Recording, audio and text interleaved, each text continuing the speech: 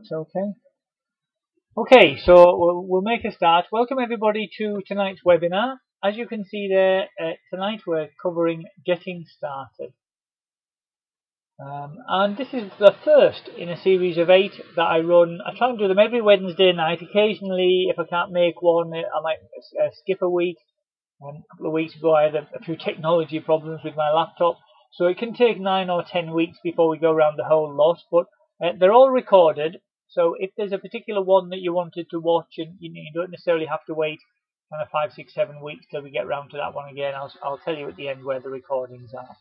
So the first 3 are really about the retail side of the business, so kind of getting started, which we're going to cover this evening, a bit about your first 4 weeks, and then building that customer base, which is really exciting when you start getting a regular set of customers who order from you often. Then 4 and 5 are about sharing the opportunity, building your residual income by a bit of team building, an introduction to team building, which is number 4, and how to support new team members, which is number 5. So anybody who's kind of new to team building, and maybe got their first team member or something with the help of their sponsor, then number 5 would be a good one for you. And 6, 7 and 8 are really the personal skills, the things other than learning how to put a catalogue through a letterbox, learning how to post up on Facebook, kind of sharing stuff with people, and working on yourself really to get the best out of yourself. So, a quick ground rule. I wanted to share with you a thought I picked up recently about education, because tonight, in a way, what you're doing is you're educating yourself. You're learning a bit about this new business. It might just be a reminder, or it might be something brand new for you. But I saw a quote which said, "The purpose of education is not knowledge, it is action." So when you've come out of this at the end of this, hopefully half an hour, 40 minutes or so when we're finished, I hope you don't just sort of think, oh, that was nice, and then carry on tomorrow doing everything that you were doing anyway. Please kind of make some notes. If there's something new that you're sort of thinking, oh, that's really interesting, well, I need to find out a bit more about that, then write yourself a few actions, things that you're going to do differently, or things that you might want to speak to your sponsor or speak to me about, just to clarify. But what we're going to be covering this evening is a bit about getting started straight away. So if you're brand new in the business, then you don't have to wait until you've learned everything there is to know. You can get started straight away. A quick introduction to the welcome rewards, a bit about preparing your catalogues, planning. That's quite important. I don't believe you should plan the thing to death, but you just need to think a little bit about what you're going to be doing with the catalogues. I'm going to do a quick introduction to the Facebook selling, but not in too much detail. There are some fantastic websites with videos and things that I'll point you to on that. And then just a little bit about placing your first orders, receiving the goods, and delivering your orders to your customers. So, my view on getting started is that you should start straight away. As soon as you join the business, you can get started on the Facebook side. A couple of days later, when the catalogues arrive, you can get started on the catalogue side. So get started straight away and then learn how to do it better. That's a better way to doing it. As there's a little phrase there that you'll hear, ignorance on fire is much better than knowledge on ice. So if you've joined and you're excited and you're on fire with this new exciting opportunity that you've got, just get going. Use that enthusiasm to make a fast start on your business. And you can do that immediately. You can tell your friends and family that you've started. That's a great thing to do, because you might get people that are interested in joining the business, or just wanted to see what you're selling and wanted to buy stuff off you. And then on the Facebook side, you can watch, there's some short videos. If you go to, actually this has changed slightly, I'll update this slide. I won't tell you what the other place is, because that might just confuse you, but if you go to www.the10steps.info, and there's a section there called Getting Started Online, and there's some great videos there that show you how to do the Facebook side of the business. There's another site which is actually the one that most people are using now, called sellonfb.co.uk. I'll update the slide to reflect that in future, I think. But speak to your sponsor. If you're doing the Facebook selling, your sponsor will be able to point you at the best set of slides to go for. And there's a Facebook group called Kleeneze Online Sales Hints and Tips, or it might be Tips and Hints. which is also a great place to go just to join and kind of get some hints about the online side of the business. And then when the catalogues arrive, there's a couple of things to do. So firstly, you need to prepare them. They come all kind of shrink wrapped, and you get all of the plastic bags and the order forms and everything, but you need to kind of get them all ready to go out to your customers. So do that as soon as they arrive.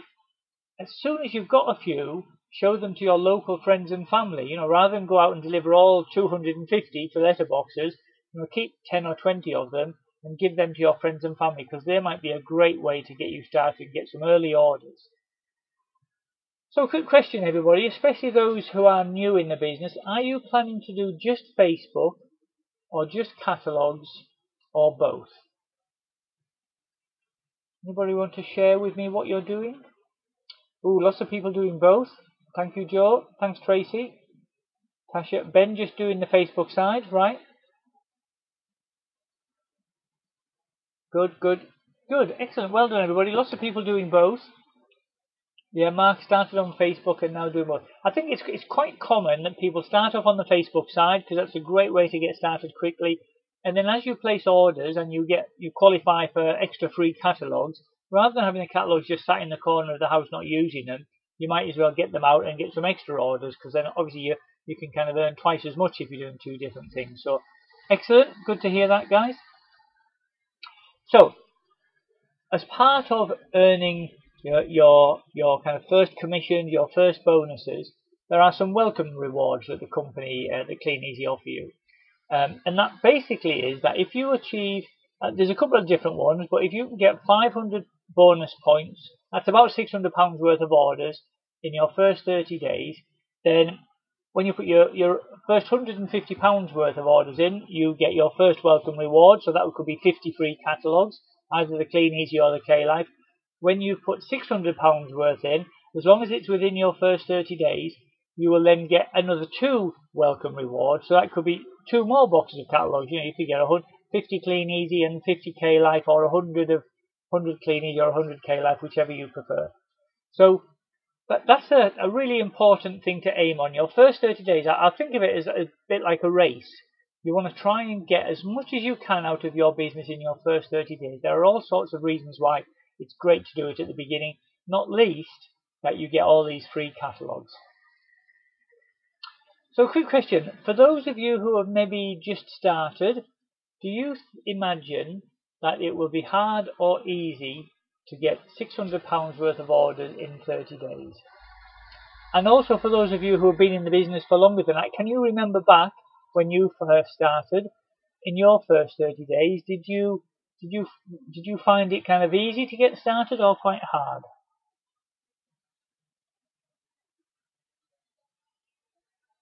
Or Joe? Joe found it fairly straightforward. Good. Anyone else?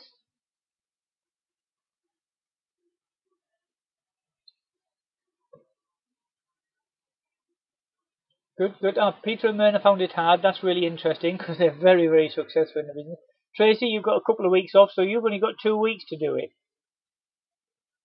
Yeah, lots of orders from friends and family, Wendy. That's a great way to get started. Yeah, medium from Emma. Emma, you're just trying to be awkward, aren't you? That's not an option. Rich, yeah, lack of free time. Yeah, I think when you're fitting it around other big commitments like work or family or whatever, obviously if you can't treat it full time, it's harder than if you can put kind of 6, 7, 8 hours a day into it. But it's designed to be done around a couple of hours a day, so a lot of people certainly do that. So one of the things that I always think about is £600 in orders in your first 30 days is around about £150 a week in orders. So £150 a week, you can get that in a number of different ways. But if you deliver your 250 catalogues once a week, that should take you around 8 to 10 hours. Sometimes a bit more, sometimes a bit less. Depends if you've got lots of terraced houses or kind of longer footpaths and things. And we say that on average you'll get around about £1 per catalogue. You often start off a bit below that, and then your average goes up. But if you're getting £1 a catalogue, that would be £250 worth of orders. Even at kind of 50p a catalogue, you might get £125 worth of orders. And then if you're doing Facebook as well, a little bit in the evenings, a little bit in the morning or something, then the Facebook side of it, you could easily get a few more orders on top of that.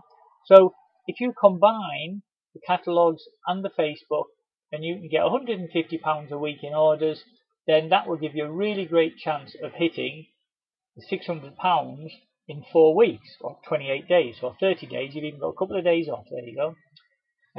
And the result, if you do that, and you might have to work harder to achieve it, but it is worth it, because, as I say, the extra free catalogue you get will replace any that you've lost, and it just gives you a real sense of achievement that you've worked hard in your first 30 days of this new adventure.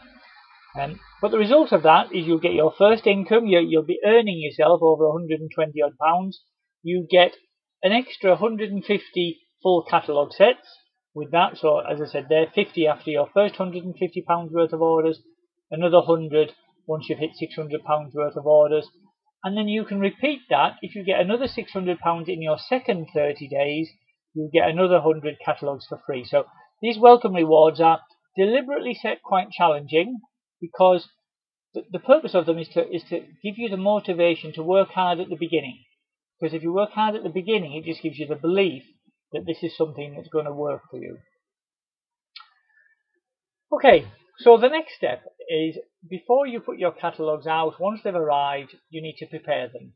So first off, you need to personalise them. You get your sticky labels, day slips. Either your sponsor might help you with those, or if you've got a printer, you might have printed some off yourself. And your order forms. You just need to put the little sticky labels on your order forms and on the back of your main catalogues, just so your customers get to know you and like you and trust you, because they'll see your name all over it. And I recommend that you make every pack the same. So if you start off with the main catalogue pack, you'll get 250 Kleeneze, 250 seasonal, so that'll be Christmas at the moment, plus your order forms and the plastic bags and everything. And what I recommend you do is, you put your Kleeneze one at the front, and the Christmas one you could put back to front at the back. And I'll explain in a moment why I recommend you put it kind of back to front or upside down. It'll kind of make a bit of sense later on. Put the day slip at the front. It's really important that your customers know what day you're going to go back and collect it. Because if they don't know, then they'll throw it away, or they'll assume you don't want it, or it'll just get stuck on the side, and you'll spend forever knocking on doors trying to get your catalogues back. With the order form, what I recommend you do is actually speak to your sponsor, because there's 2 or 3 different suggestions as to the best place to put the order form. You can either put it kind of visible, maybe just behind the day slip in front of the main catalogue. That way, when you're picking your catalogues up again, any that haven't been looked at, you can immediately see that, because the order form will be there nice and visible. Whereas if it's kind of tucked away inside, then at least you know they've looked at the catalogue. But some people tuck them away anyway, so that you can, obviously the customer can then see both sides of the catalogues when you put it through the letterbox. And I know that what some people do is fold the order form in half and put it at the back, and that way you've kind of got the best of both worlds there. You've got the day slip at the front, the folded order form at the back, one catalogue facing out, one catalogue facing back, so the customer can kind of see everything that they need to see, really.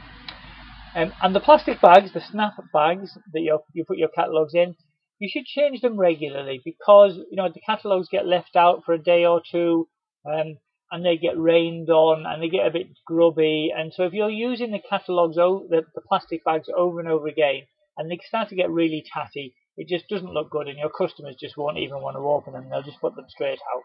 So make sure they're nice and fresh, because that's your shop window effectively.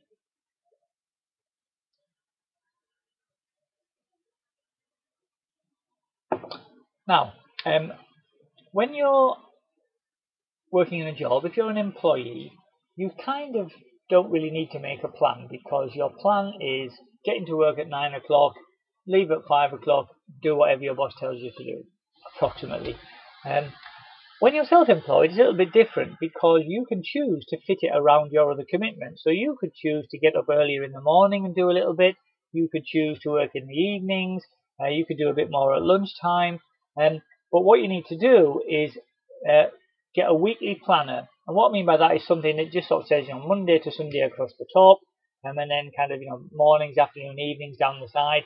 Block out when you've got other commitments, and then in the time that's left, commit to, this is when I'm going to put my catalogues out, this is when I'm going to pick them back up again, this is when I'm going to post on Facebook, And that way, once you've got a plan, you can stick to it, and you've got a much better chance of hitting your targets then. And also, if you just sort of think, well, I'll just decide in the morning what I'm going to do, it's really easy to get distracted, or if you're not feeling great, or it's a bit rainy, you can sort of think, oh, well, maybe I'll leave it till tomorrow. And the trouble is, when you do that, you start to get into the habit of thinking, oh, well, it's not that important because I can put it off till tomorrow. And you put it off again, and you put it off again. Before you know it, your 60 days are up, you've missed out on your free incentives, and you're kind of thinking, oh, I'm not sure this is working for me. So create a plan and stick to it. It'll make a massive difference to your success. Now, what I recommend is that you use what we call a 6x4 routine. And what I mean by that is you deliver a catalogue every 4 weeks. So you go, the first time you go out, deliver to a first set of houses. Next time you deliver to a separate set of houses, then the third set and a fourth set and a fifth, however many times you go out. After you've been in the business for 4 weeks, you look back, check the dates of when you delivered, and go back to the same houses that you did at the beginning, deliver them all over again. Obviously, anybody who says to you, no thanks, I don't want a catalogue, then cross those off your list. But you're going back to the same houses about once a month, every 4 weeks or so. And even if they don't order, you keep going back, unless, as I say, they've told you they don't want one. Give them 6 chances to order. Go back to the same houses for the next 6 months, because people will order for all sorts of different reasons. The first time they see it, they might be just about to go away on holiday, so they think, oh, I haven't got time to have a look at that, they put it out. The next time they see it, maybe there's nothing there that they fancy the look of, so they put it out again. The third time they see it, there's a new Christmas special in the back, and they think, oh, brilliant. They open it up, and they sort of say, oh, fantastic, so there's some great stuff there. So they order from you. So there's all sorts of different reasons why people don't order the first or the second or the third or the fourth time. And what you're trying to do is to make sure you get every single customer that you can out of the area that you're delivering to. Because if you only go once or twice back to the same area, you're gradually going to be covering more and more and more space, to the point where you're going to be driving 20 minutes up the road just to deliver a few catalogues, because you didn't give as many people a chance to look at it when you were first looking around. And by going back frequently, you show people get to know you and like you and trust you, and you're showing them that you're reliable. And people will order from you if they realize that you're going to be reliable. Now, when you're deciding where to deliver the catalogues, plan the route. I always say start close to home. There's no point in driving right over the other side of town just to kind of deliver a few catalogues. The best advice I was given was go out your front door, turn left, and start delivering catalogues. The next time, go out and turn right. And that's a great way to think of it. And don't flit about thinking, oh, I'll try that straight. Oh, and I might go over to there, and then next time I'll go somewhere else. Just kind of what I thought was a really good idea was just print a map, highlight each road as you do it, and that way you can make sure you've kind of covered all the roads, you haven't missed any. And deliver to every house. Don't prejudge. Don't sort of think, oh gosh, that's a posh house, they won't order from me. Or, oh God, there's a washing machine in the garden, they're not likely to order. You will get orders from all sorts of different houses. So just deliver to every house. I guess the only area that I would say tends not to work is where you've got a lot of student houses. So by that, what I mean is like a house where maybe there's 6 rooms that have all been converted into student rooms. There's like 6 different doorbells on the side, and the one letterbox to put it in, because typically what happens is no one takes responsibility for it. You've got no idea who might have picked it up and what they've done with it, and it tends to be really difficult to get back. So if you're in an area with a lot of student accommodation, then you might be worth just going outside to the normal kind of family residential area. That sort of makes sense. Definitely do deliver to houses that say no cold callers or no junk mail. Quite often these are elderly people. They don't want people knocking on their door saying, excuse me madam, can I interest you in changing your electricity company? But actually they really, really like the opportunity to browse through a catalogue. If they're not interested, they'll just pop it out with a little note, but usually you'll find they're your best customers.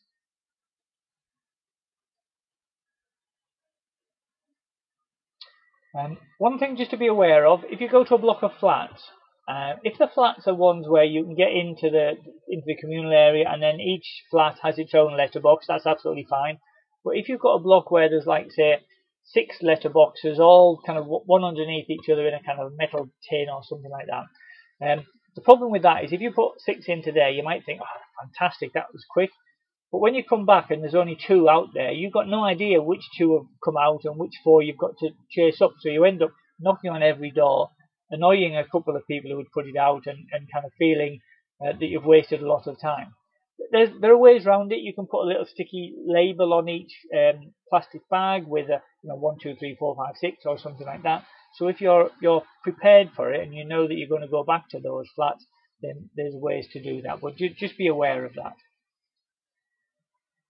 Now, when you are delivering the catalogues, just ignore any other distributor. Now, I don't mean kind of if they're walking towards you, kind of cross over the road to avoid them. It's absolutely fine to say hello and be cheerful and everything. That's actually great. But don't pick up their catalogues, and do deliver to streets where you see other catalogues. My sponsor Sue was delivering to the area where I deliver to for 8 or 9 years before I even joined the business.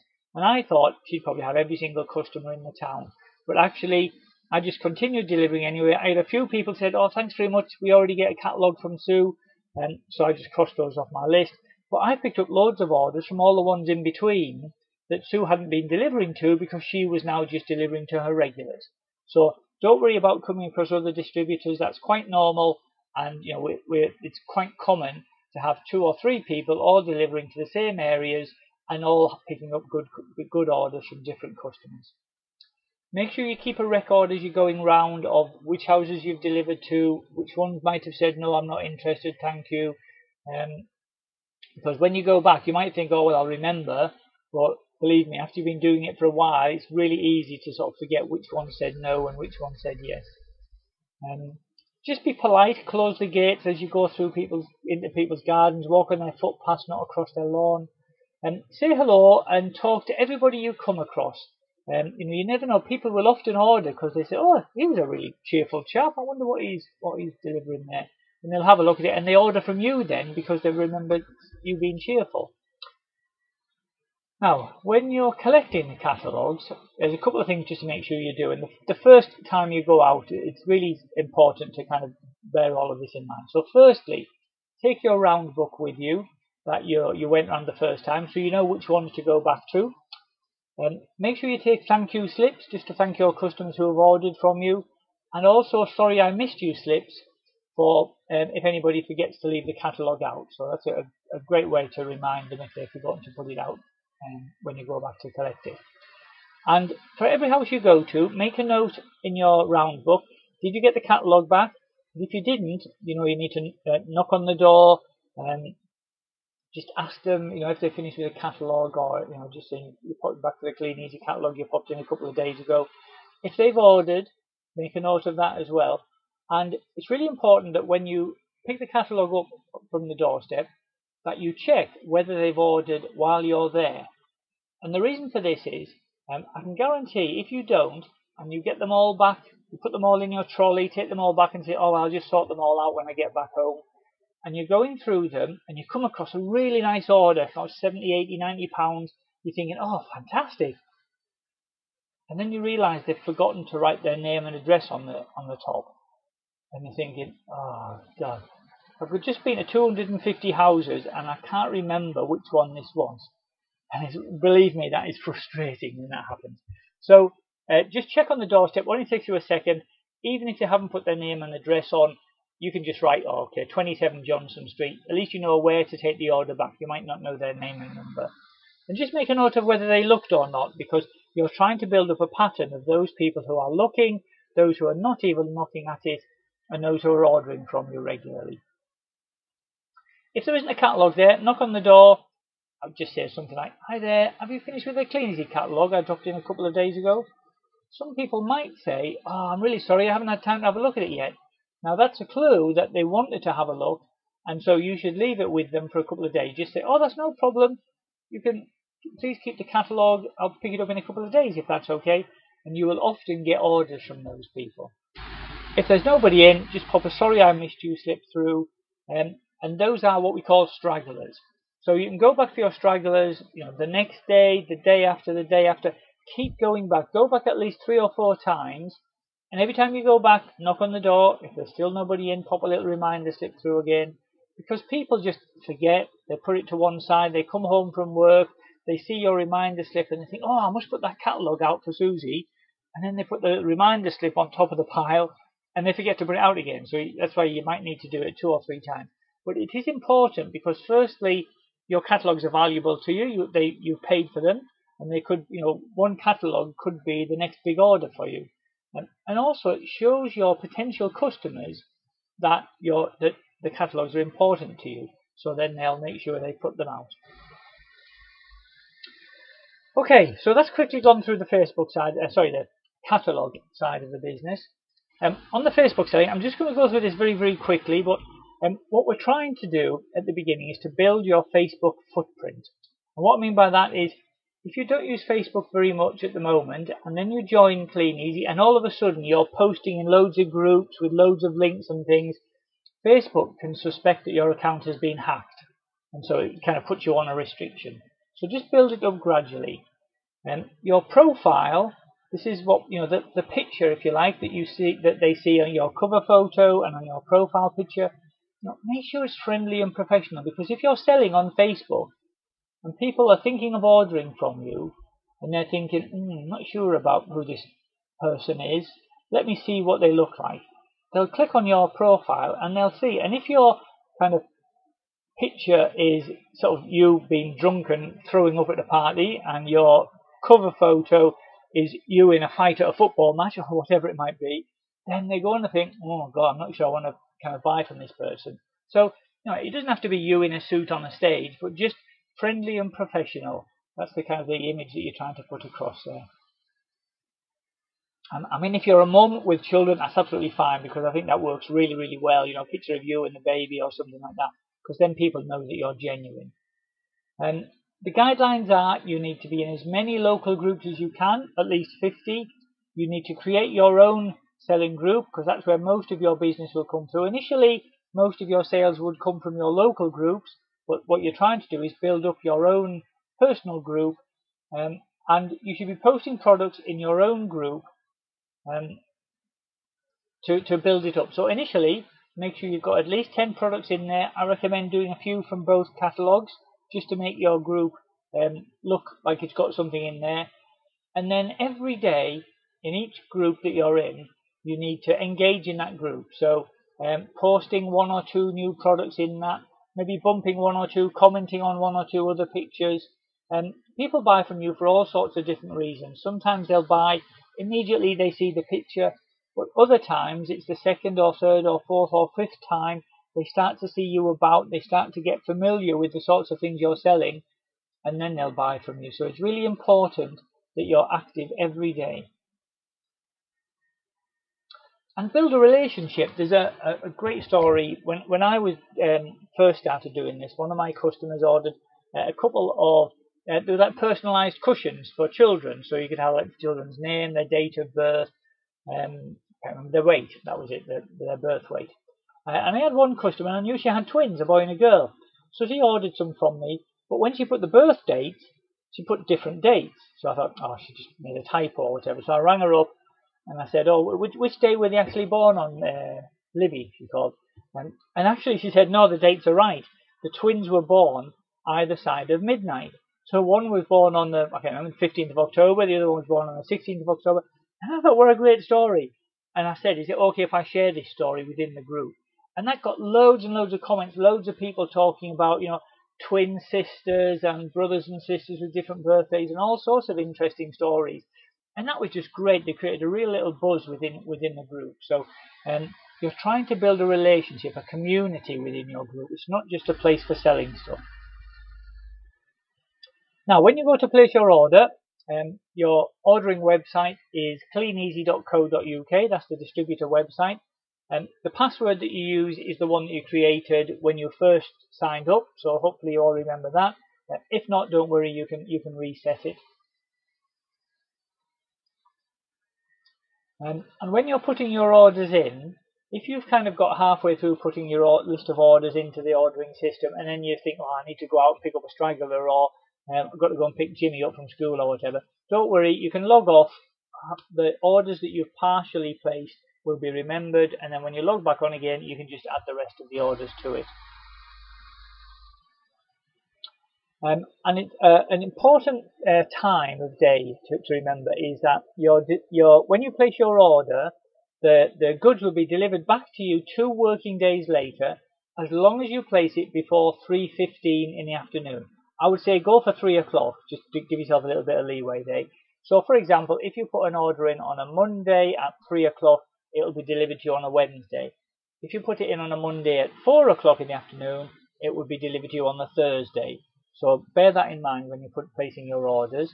It's actually slightly different. If you live in Northern Ireland, then actually you actually get a little bit more time. Any order before 9:15 in Northern Ireland will get delivered to you 2 days later. After 9:15, it'll be 3 days. Now, when the goods arrive, you see in the little picture there, they arrive in kind of boxes. Everything's all in there together. And your job initially is to kind of unpack all of the boxes and sort them all out into your different customers' orders. Normally what I do is you take the blue receipt which the customer's written on, separate that from the pink one if you've still got them both, and I just staple the blue receipt to the carrier bag, and that way I kind of find it easy to work out which order is for which customer as I'm going around delivering them.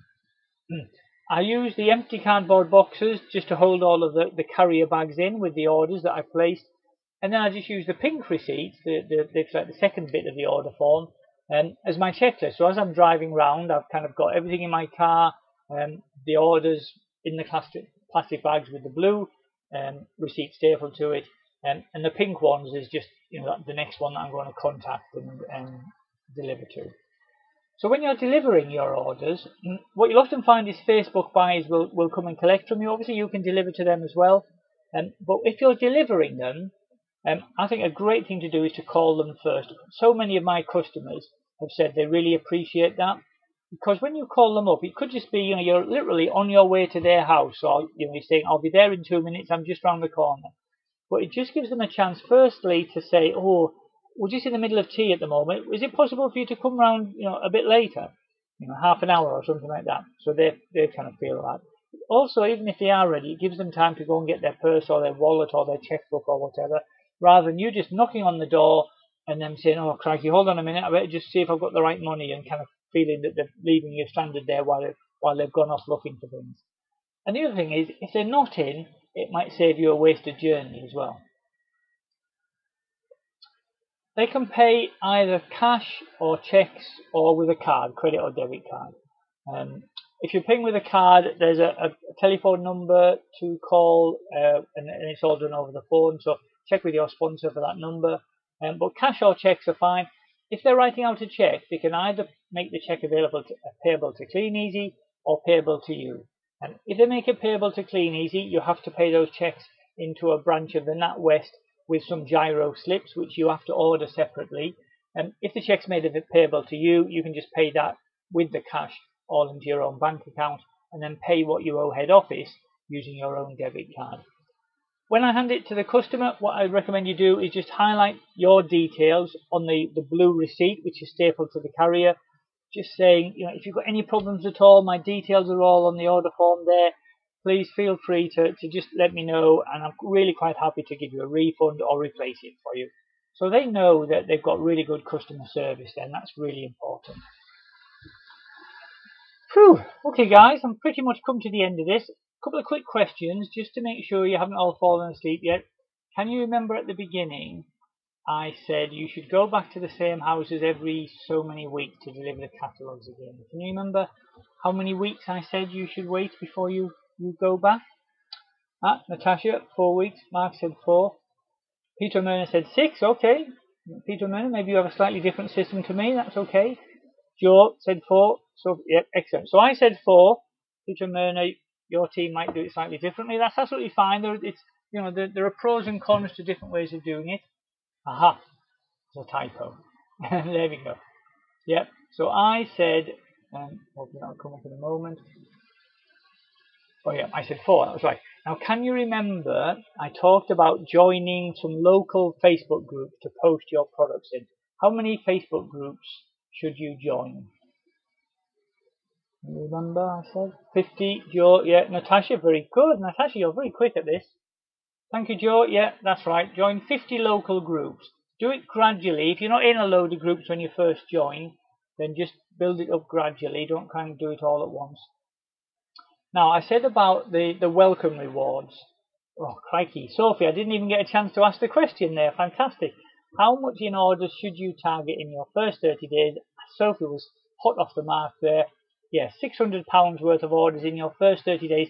That gets you 53 catalogues with your first £150 worth of orders, and then another 100 free catalogues when you reach 600. So, very good. Well done. Okay, quick question. This is going to vary for all of you now.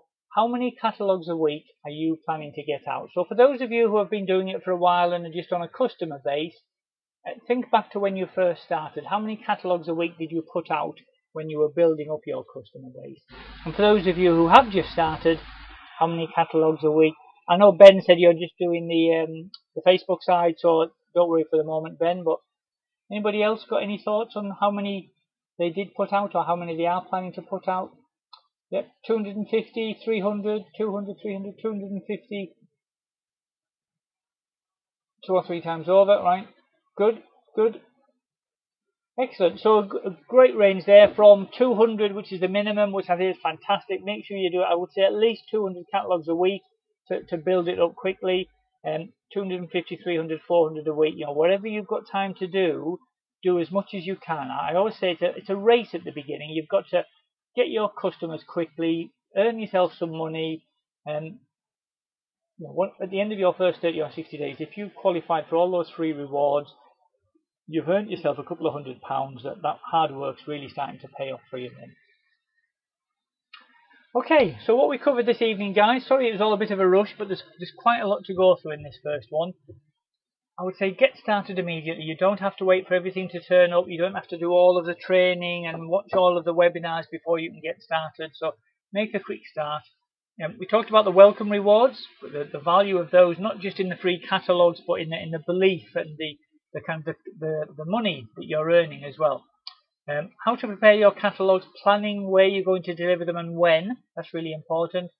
Delivering and collecting the catalogues, different things to think about there. A bit about the Facebook selling side of the business, and then just some hints there about placing the order, receiving the goods, and then delivering them to your lovely customers.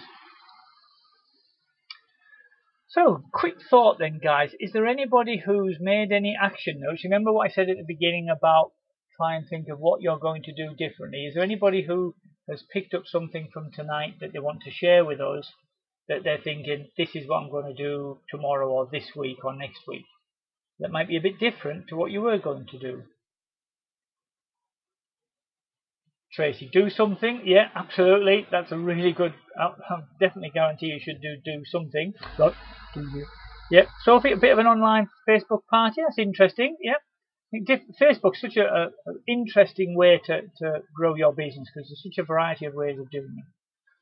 Yep. Weekly plan, Mark. Actually, it sounds really kind of boring and just admin, but it just makes such a big difference. If you commit to doing the work when you say you're going to do it, you get into those disciplines which become habits, and it's the habits that you do every day and every week that are going to build this into a big income for you.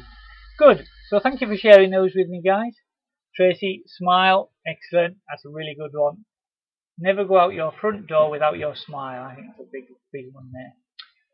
Okay, guys, so next week is your first full week. So hopefully tonight was great at giving you an idea of what you should be doing within the first couple of days.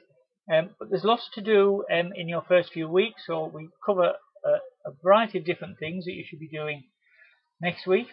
But as I said earlier, you don't have to wait until next week or the week after or the week after that. All of these webinars are recorded. So bear with me. I'm just going to turn off the recording for tonight.